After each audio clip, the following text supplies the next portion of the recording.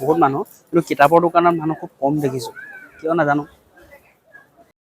সংঘৰ ৯৪তম বাৰ্ষিক অধিৱেশনৰ যি যোৰহাটত অনুষ্ঠিত হৈছে তালৈ আহিছোঁ। অহা প্ৰায় ৩ ঘণ্টামান হ'ল, কিন্তু যে ৰাস্তাৰ যি ভিৰ, যে ৰাস্তাত গাড়ী, প্ৰায় ৩ ঘণ্টা ৩.৫ ঘণ্টামান সময় আমি আহিবলগীয়া হৈছে। আহি পাইছোঁহি, সকলোখিনি চাবলৈ চেষ্টা কৰিম আৰু আপোনালোকক দেখাম। বলক আজিৰ ভিডিঅ'টো আৰম্ভ কৰোঁ।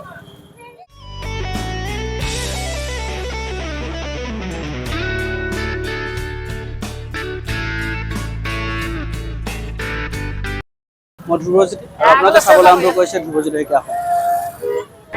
এয়া হ'ল মূল তোৰণ ভাগ। মূল তোৰণেদি আমি ভিতৰলৈ সোমাই আহিছোঁ। মানুহ চাওক, মানুহৰ ভিৰ চাওক।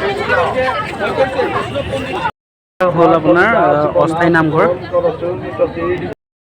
আমি প্ৰথম এতিয়া আহি সোমাইছোঁহি, কিন্তু ইমানেই মানুহ আছে, কিমান মানুহ আছে আপোনালোকে কল্পনা কৰিব নোৱাৰিব, আহিলেহে গম পাব।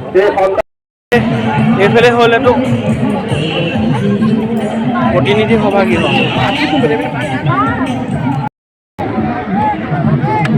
এইটো এটা বহুত ডাঙৰ এটা সৰোবৰ বনাইছে, চাওক সৰোবৰ চাওক। এখন নাও।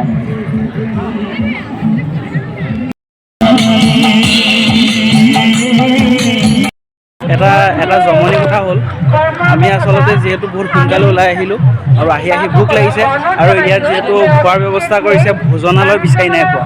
ইফালে গৈছোঁ বেলেগ ওলাইছে, ইফালে বেলেগ গৈছোঁ, জানো পাওঁ নে নাপাওঁ নাজানো, চাওঁচোন বিচাৰি। কৈছিলোঁ যে আমি যি ভোজনালয় যাম বুলি। ভোজনালয়লৈ যোৱা ৰাস্তাতে যিটো লাইন পাতিছে, লাইনত আপোনাৰ প্ৰায় ১,০০০ ওপৰত মানুহ লাইন পাতিছে। তো সেয়েহে পাতিবলৈ মন নগ'লে, এটা নগ'লোঁ।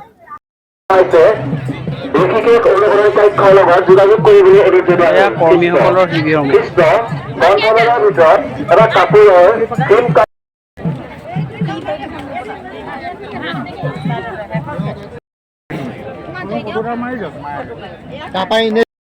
অধিৱেশনৰ যি শিবিৰসমূহ আছে, শিবিৰসমূহ খুব ধুনীয়াকৈ সজাই তোলা হৈছে, কিয়নো ফাৰ্ষ্ট, ছেকেণ্ড, থাৰ্ড ইয়াত পুৰস্কাৰ দিব বুলি কোৱা শুনিছোঁ, আৰু সেইকাৰণে খুব ধুনীয়াকৈ গঢ়ি তোলা হৈছে ইয়াত। জটায়ু বনাইছে। কাপোৰ আৰু গহনা কাটিৰ যি দোকান আছে, তাত বহুত মানুহ, কিন্তু কিতাপৰ দোকানত মানুহ খুব কম দেখিছোঁ, কিয় নাজানো। এইফালে মানুহ নাই চব, এই যিহেতু ইয়াত কিতাপৰ দোকান কাৰণে মানুহ নাই নেকি চাগে। এইফালে চাওক, আৰু নেক্সট যিটো গলি আছে, এইফালে কাপোৰ আছে আৰু গহনা চনাবোৰ, কিবা মাইকী মানুহৰ বস্তু আছে, তাত দেখুৱাম, মানুহ চাব।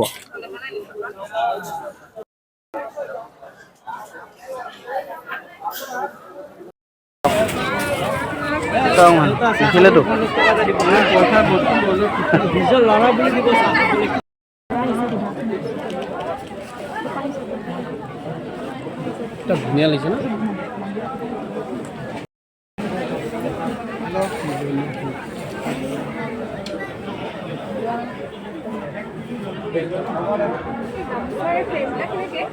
এখন ৫০০, ওপৰখন ৬০০।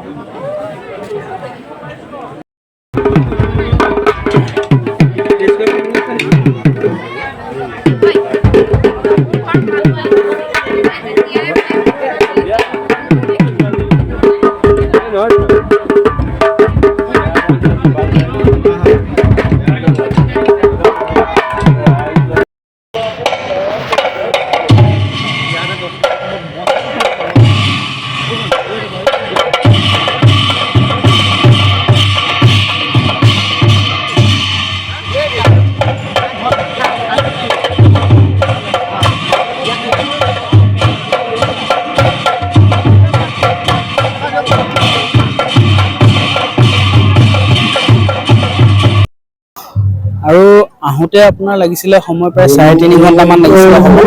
এতিয়া যাওঁতে কিমান সময় লাগে নাজানো, ভিডিঅ'টো চাই দিম একেলগে। এইটো পতাকা উত্তোলন কৰা চব।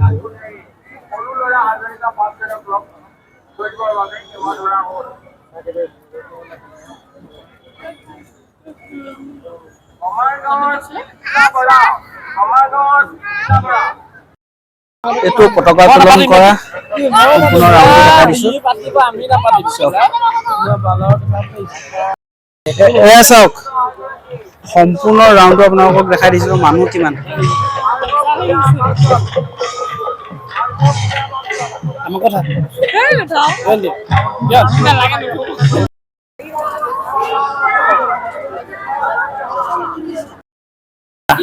আপুনি বাদাম কিমান আনিছিলে?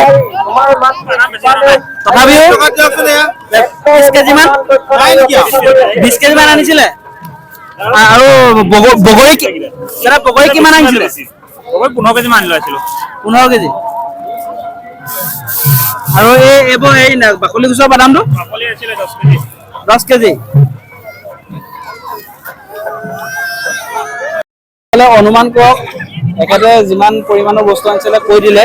তো এখেতৰ খুব সুন্দৰ ব্যৱসায় আছে। অকল এনেকুৱাই এজনে নহয়, এনেকুৱা বহুত ব্যৱসায় আছে। আৰু আজি এটা কথাই বুজিব পাৰিলো, এনেকুৱা অধিৱেশনত ফুৰিবলৈ অহাতকে কিবা ব্যৱসায় কৰাই লাভ আছে নেকি।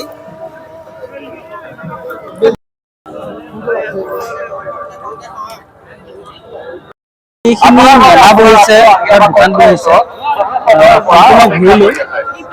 100ৰ ভিতৰত প্ৰায় 60% মানে সৰু সুৰা যি ব্যৱসায় আছে সেই প্ৰায় বিদেশী মানুহ নিচিনা মই অনুভৱ কৰোঁ। বিদেশী মানে কি আৰু হিন্দী ভাষী মানুহ হয়। তো সেইটো কাৰণে অলপ মানে সেই বস্তুটো আমাৰ নিজৰ হাতলৈ আহিব নোৱাৰে নেকি।